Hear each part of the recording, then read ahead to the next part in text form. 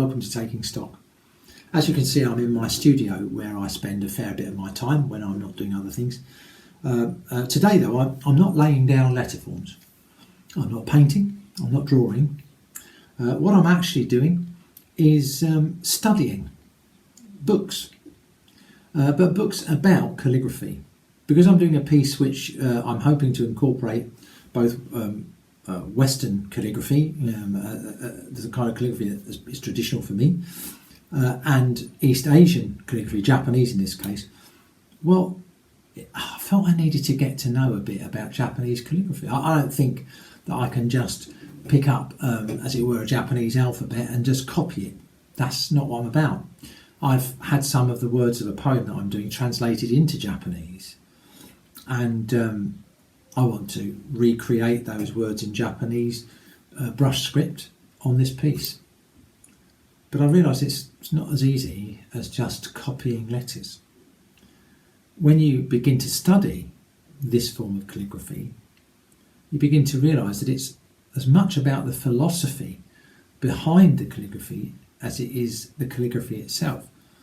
The calligraphy is just an outworking, an expression of the culture from which it springs. And that was true of any calligraphy, actually. But it's when you're coming across different letter forms, unfamiliar letter forms, strange letter forms, that you begin to realise. You begin to realise how little you know. That you can see those letter forms in ancient Japanese or Chinese texts and admire their shape, admire their artistry, and in modern pieces also. But you begin to realise how little you understand and know about how they are made and their significance and the significance of even the smallest stroke. And then you begin to realise that you can't just jump fully formed into doing this form of artwork. You have to begin at the beginning. You have to begin as a child. You have to realise that you need to reform your understanding and add to your understanding of letter forms and artwork before you ever lay a brush to paper. Now, I suppose I know that's true instinctively because I've been a calligrapher since I was 15 years old. And I know it not only instinctively, but practically. You know, if someone asks me to do a piece for them, or to recreate a piece for them, as happened on one occasion, and they ask you, you know, how much will it be, and you quote a figure for them. If they're rather incredulous at how much it costs, they might say, well, that's happened to me, well, how long does it take you? As if you could quantify that artwork entirely in terms of how long it actually physically takes to lay it out on the paper. My answer when that question was asked was to say, well, at that point I was 40 years old, I think, and when I was asked at that point, how long does it take you, my answer was about 25 years. Because every piece that you do as an artist, I use that word, sounds so pretentious, but every piece you do as an artist is in a sense the accretion, the accumulation of all that's gone before, everything you've done, everything you've learned, every technique that you've learnt and practiced over and over and over again and applied, all funnels down into that one piece you're doing in that moment. So yeah, now if you ask me how long does that piece take, the answer is, I'm afraid, 45 years. If not more. So you can't come to something completely foreign like this heart of the brush of the Japanese artwork that I'm studying at the moment. That's the name of the book, by the way, The Heart of the Brush by Kazuaki Tanahashi. I can't come to that book and expect in 10 minutes to be perfectly recreating the Japanese that's been translated for me.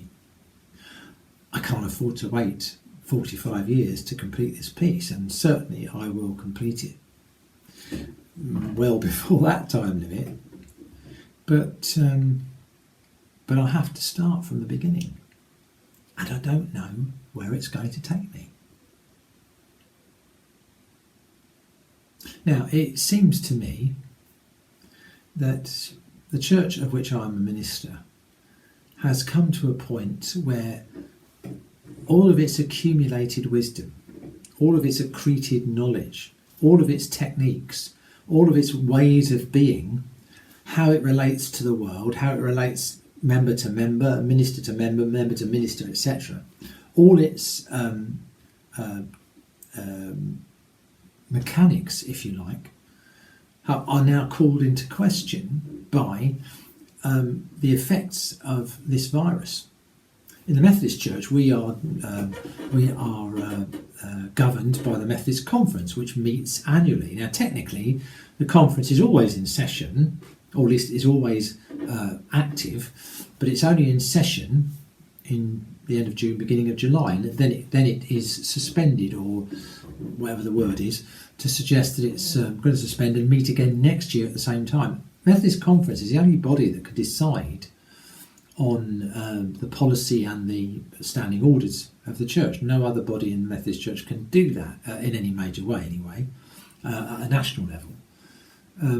But the law says, apparently, according to something came out today, that we may make plans to meet electronically to try and overcome the social distancing necessity of the COVID virus, but our own standing orders, our own deed of union that makes us an official body, doesn't allow for those electronic meetings. We're supposed to meet in person to make decisions.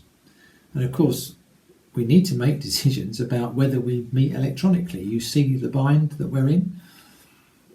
All that was been familiar to us, all that's been comfortable for us as a church, is now called into question. We have to discover new ways of being Christian, particularly of the Methodist variety, in a post-COVID world. That means we're virtually going to have to start again, not only with techniques, not only with technology, which is utterly different from the way things have gone before, but also with philosophy, the philosophy of who we are as a church, what we are as a church, how we operate as a church in a modern world. Now, I think that we would have had to have made those decisions anyway over the course of the next 10 or 15 years if the Methodist Church was going to survive in any way, shape or form anyway. In that sense, COVID is irrelevant, or at least if not irrelevant, is merely an accelerant rather than a determinant of what the church will become. So there's a way in which I'm quite excited that I might see before I retire, or at least before I die, the beginnings of a new church for the 21st century, a new Methodism even for the 21st century. For me, it's quite exciting, but it's also scary. It also means that as a church, we have to go back to being children again. We have to be, if you like, born again. We have to learn new techniques. It doesn't mean we abandon what we've known before.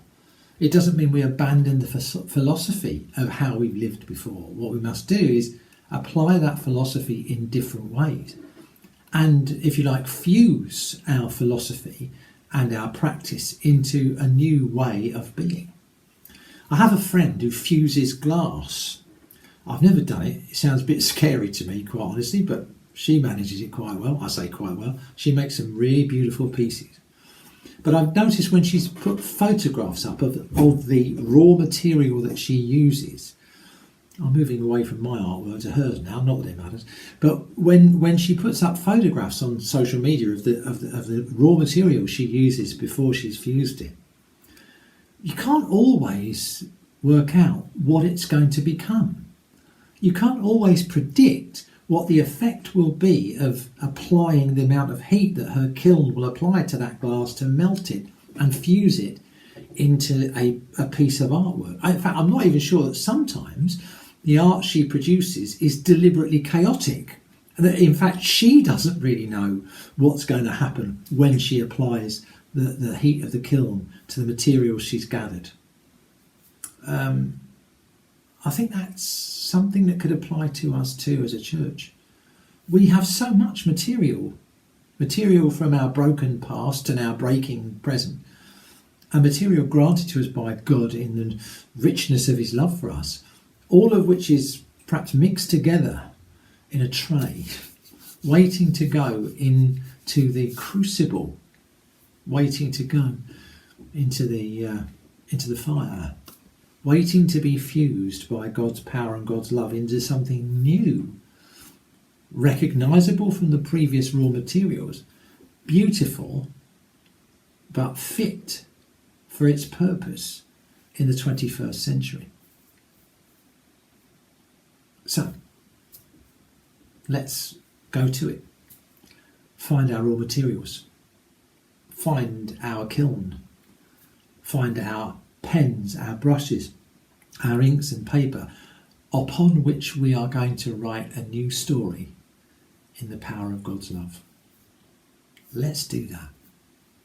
In grace, in optimism, in love, and in the certainty of God's love for us. Stay safe, people.